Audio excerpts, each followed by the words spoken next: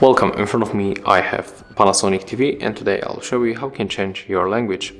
So you have to tap menu on the remote control. Next you have to scroll down, click on the setup OK, and right now we have to scroll down to the language. So click OK another time, and here we can find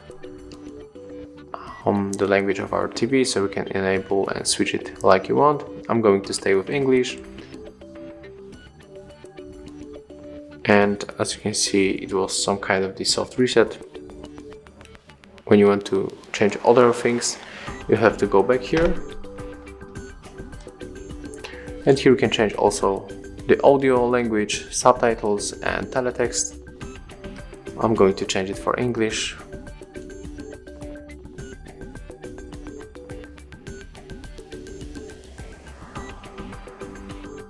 And the same for the teletext. So click OK and then just go back.